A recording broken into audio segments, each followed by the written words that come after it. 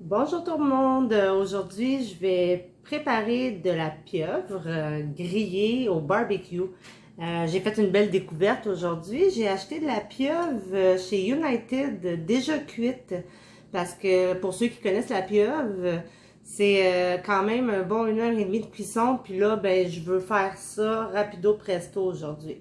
Alors voilà, je l'ai acheté comme ça, elle est seulement cuite dans l'eau.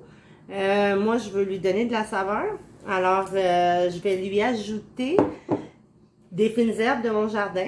J'ai du thym ici que je vais hacher avec de l'orégano. J'ai un mélange d'huile d'olive avec vinaigre de vin rouge. Et puis, j'ai ici de l'ail que j'ai haché. Pour le thym, il faut faire attention de ne pas mettre toutes les branches, ok? Alors, on va y aller comme ça, puis on va gratter seulement les feuilles qu'il y a sur la tige. Sinon, ben, c'est pas agréable en bouche. Bon, il me reste à hacher mon orégano finement. On va le hacher le plus finement possible pour faire en sorte qu'il y en ait partout. La dernière fois, j'ai fait de la pieuvre et la première fois, je ne savais pas qu'il fallait la faire bouillir autant. Je suis allée l'acheter, toute gelée et tout. Je l'ai faite mariner avec des bons ingrédients, mais je l'ai mis directement sur le barbecue à griller. Je peux vous dire là, que je l'achetais sur le mur et elle rebondissait. C'était pas super agréable. Voilà, dedans j'ai mon orégano, mon thym frais. Là, je vais y ajouter l'ail avec le mélange de vinaigre de vin rouge et l'huile d'olive. Puis, ben, du sel. Hein? Malheureusement, là, si vos affaires ne goûtent rien, des fois, c'est juste qu'il faudrait ajouter un petit peu plus de sel. Alors, on met du sel, au moins une cuillère à thé, parce qu'on veut que notre pieuvre soit salée, hein, quand on la mange. Alors, et on mélange le tout, comme ça. Je me suis lavé les mains avant, n'inquiétez-vous pas. Puis, ensuite, je vais laisser macérer une bonne demi-heure, 40 minutes avant de la faire griller, juste pour qu'elle prenne le goût comme il faut de ma marinade. C'est important de mettre la marinade vraiment pour qu'elle enrobe toute la pieuvre. Bon, une autre découverte que j'ai faite chez United, c'est des moules déjà décortiquées, cuites, que je vais faire dans une sauce très simple à l'échalote et à la crème. Alors, pour cette recette-là, vous allez avoir besoin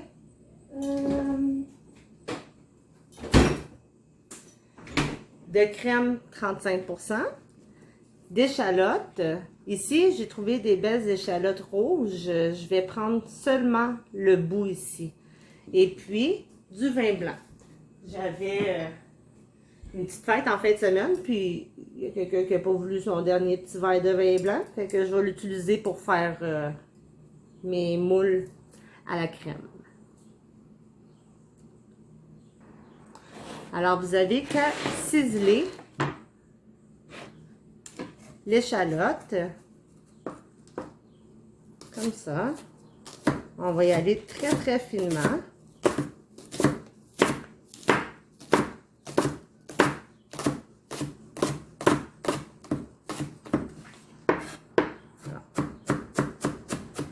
Et voilà.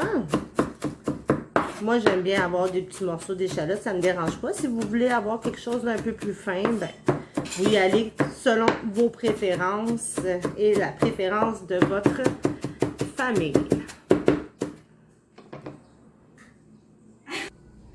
Bon, dans ma poêle, j'ai fait fondre environ une cuillère à table assez remplie de beurre. Ouais, ça donne une cuillère à table et demie. Dans lequel je vais ajouter mes échalotes. Vous pourriez aussi, au lieu de prendre le bout de l'oignon vert, prendre de l'échalote française. Ça a un goût un peu plus délicat que l'oignon. Et puis là, ce qu'on veut, c'est la faire cuire jusqu'à ce qu'elle soit translucide.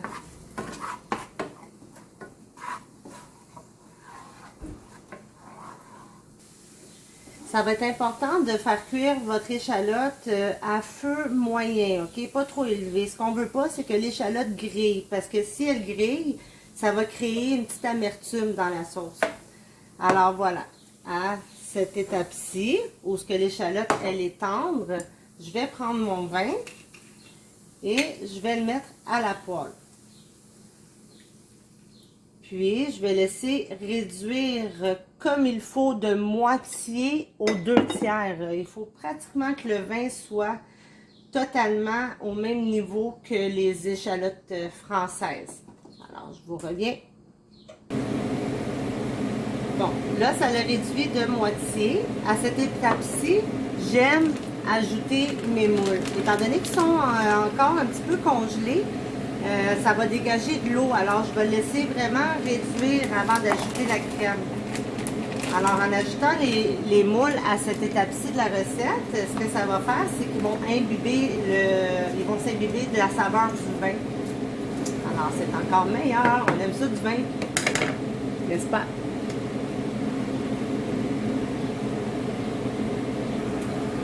Bon, vous voyez, à ce stade-ci, c'est le temps d'ajouter votre sel, votre poivre et votre crème. Alors, on y va comme suit, ma fille, qui a vraiment hâte de manger ce que je fais. On y va à une demi-cuillère à thé pour commencer, hein, parce que si on sale trop, on ne pourra pas l'enlever. Voilà, le sel est mis, le poivre est mis. Vous pourriez mettre du poivre blanc si vous voulez que ça soit un petit peu plus sophistiqué là, pour éviter de voir les grains de poivre à l'intérieur de votre sauce. Et puis, on va mettre l'équivalent de environ une demi-tasse de crème à 3/4 de tasse. Et voilà.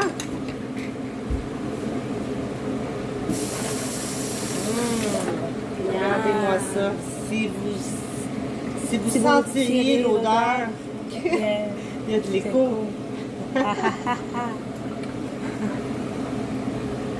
Et voilà.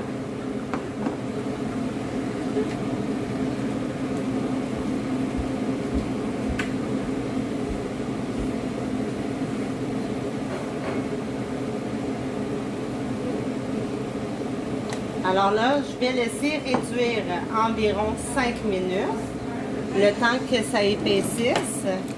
Puis, je vais goûter maintenant à ma sauce, juste pour voir si elle est assez assaisonnée. C'est important de goûter en cuisine, hein. N'hésitez pas à goûter parce que si vous ne goûtez pas, vous n'allez pas savoir ce que vous donnez à vos invités. Vous voyez, c'est parfait. Alors, on y va avec une demi-cuillère à thé de sel, pas plus. Ça goûte tellement bon.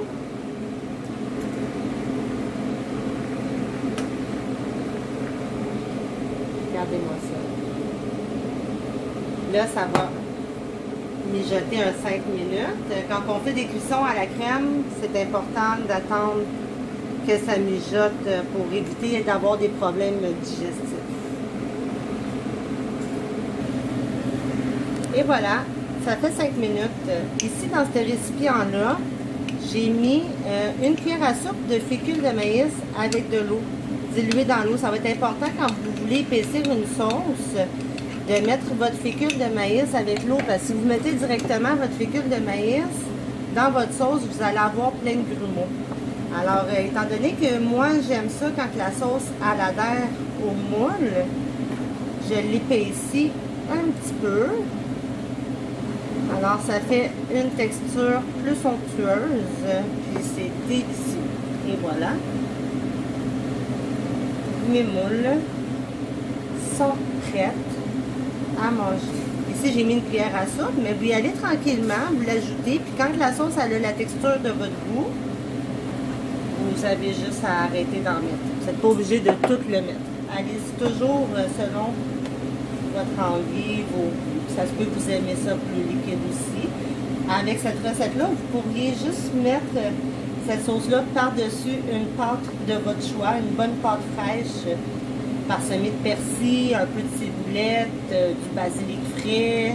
C'est délicieux. Voilà, c'est tout pour mes moules. Je vais vous revenir avec une recette de saumon. J'ai oublié de vous dire, aujourd'hui, mon fils est à la maison, puis avec sa copine. Puis là, ben, je cuisine pour eux, pour mon fils, sa copine et ma fille. Puis maman est bien contente. Bon, ben, pour faire suite à ma vidéo de tantôt, j'ai dit que j'allais continuer avec le saumon, mais finalement, je vais y aller avec des crevettes au gingembre gingembre, ail et huile de coco. Bon, je sais que je vous ai dit que j'allais y aller avec le saumon, mais je vais y aller avec mes crevettes au gingembre. Pour commencer, je vais faire le saumon en dernier.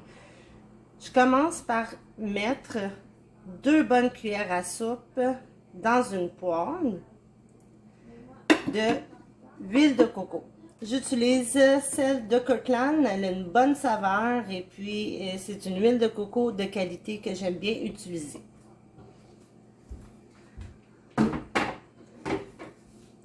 On laisse chauffer l'huile comme il faut.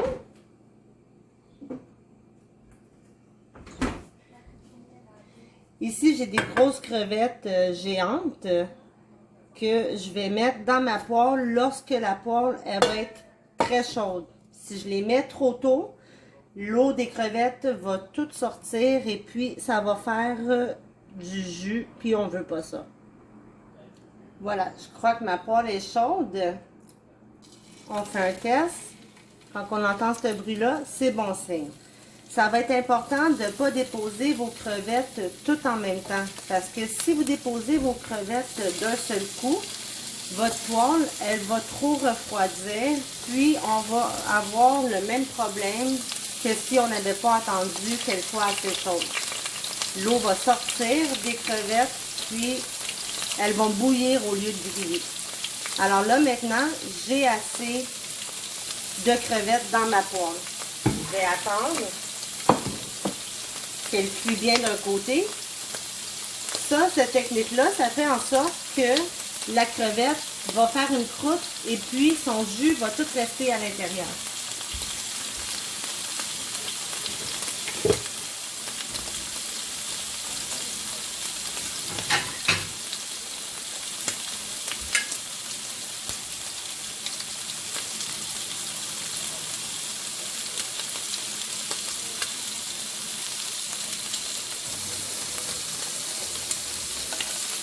C'est environ 1 minute et demie qu'on laisse griller.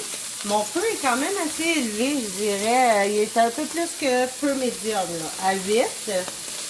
Alors là, je les laisse griller 1 autre minute de l'autre côté. Et puis, j'attends. Maintenant qu'elles sont bien grillées, je les réserve dans une assiette pour faire cuire le reste de mes crevettes. J'ai une croûte qui s'est formée de chaque côté. Alors, je vais pouvoir poursuivre ma recette par la suite. Je les réserve et je mets les autres crevettes dans la même poêle.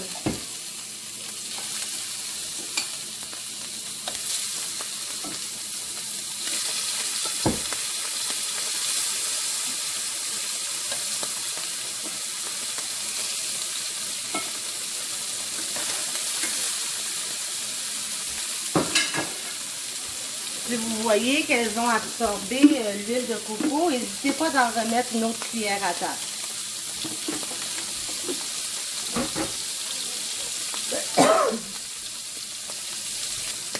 Bon, rendu à cette étape-ci, voilà, mes crevettes ont absorbé la saveur de l'huile de coco. Alors, ça va goûter l'huile de coco. Maintenant, je peux ajouter toutes mes crevettes.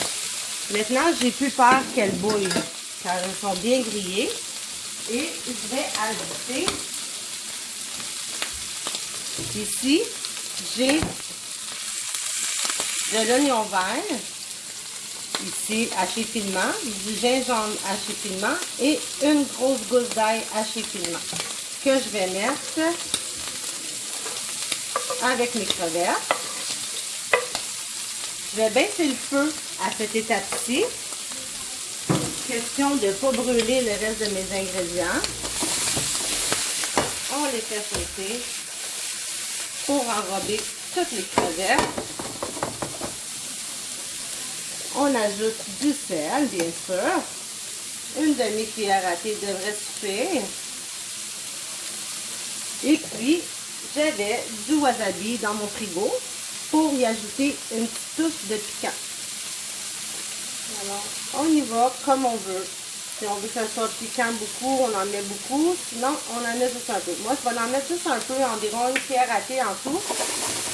Parce que je veux pas que ça goûte le wasabi. Je veux qu'on goûte le reste de mes ingrédients. Alors, on attend que le tout soit tendre.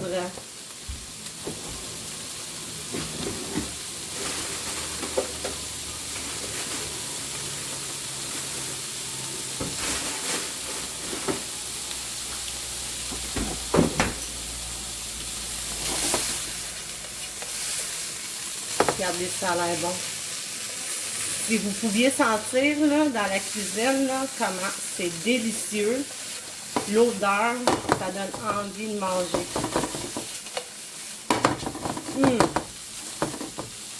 Ça sent trop bon. Et voilà, les crevettes, c'est pas très long à cuire. Un petit repas simple pour faire en milieu de semaine, comme un mardi aujourd'hui. Et je vais venir terminer avec le jus d'un quart de lime, juste pour lui donner un petit peu d'acidité qu'on aime bien avec les fruits de mer. Alors, on brasse une dernière fois. Et voilà, mes crevettes au gingembre sont prêtes.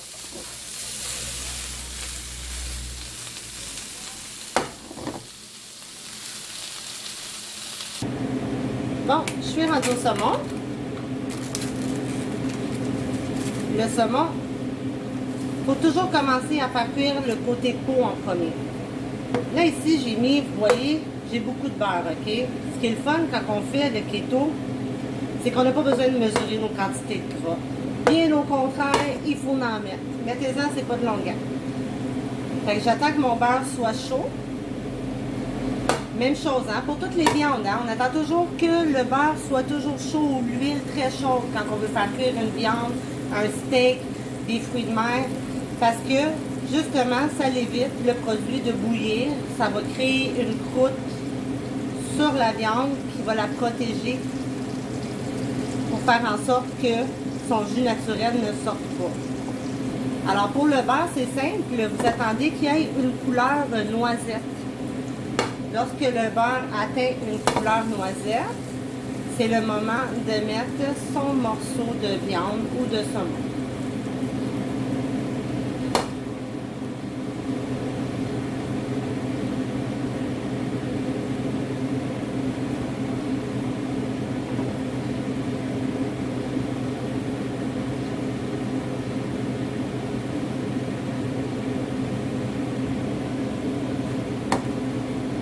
Et voilà, c'est le moment. Ça commence à devenir noisette dans le fond. C'est sûr, il ne faut pas attendre que toute la mousse soit noisette. Parce que sinon, vous allez avoir un goût un peu d'amertume sur votre viande. Et voilà, on dépose notre saumon comme ça. Ce que je vais faire en fait, c'est un petit morceau de saumon laqué au sirop d'érable. Mais je vais prendre mon sirop d'érable qui est sans glucides de Walden Farm. Alors, je vais mettre du sel par-dessus. Il ne faut pas avoir peur de mettre du sel parce que la viande, elle est quand même épaisse. Je vais mettre du sel, puis à la fin, je vais venir le laquer avec mon sirop. Je vais le griller des deux côtés avant, puis ensuite, je vais terminer avec le sirop. Étant donné qu'on a beaucoup de saveur déjà dans tous nos plats de fruits de mer, ben, je ne veux pas mettre trop de saveur à mon saumon. Alors, ça va être un petit morceau de saumon bien simple. Voilà, ici, je vais tourner mon saumon. Alors moi, lorsque je le tourne, j'aime bien enlever la peau. Je la donne à mon chien, ça lui donne plein d'oméga 3, il aime bien ça. Alors voilà, normalement, ça s'enlève dans une fois. Ok, là, vu que filmer. Attendez, là, je vais déposer ici. Filme. Excusez, ma fille, elle a bougé la caméra.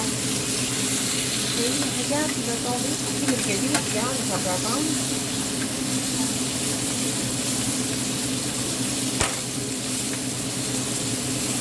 Ça, c'est, on appelle ça des petites vidéos maison, hein? C'est pas parfait. Voilà. J'ai enlevé la peau de mon saumon. Regardez, c'est chaud. Ça pétille un peu. J'enlève la peau de mon saumon. Là, je vais faire griller de ce côté-là. Je vais ajouter du sel de ce côté-là aussi également. Pour qu'il soit bien assaisonné de chaque côté. Et comme je vous disais tantôt, c'est important de bien saler, de bien assaisonner vos mets, parce que des fois, vous pouvez avoir une super de bonne recette, puis le fait que vous avez eu peur d'assaisonner, ça va faire en sorte que c'est fade. Le sel relève beaucoup le goût des aliments. Bon, vous allez me dire, c'est pas bon pour la santé, mais il y a bien des choses qui sont pas bonnes pour la santé, hein? Fait qu'il faut faire des choix dans la vie. Moi, j'ai choisi de garder le sel. Hein?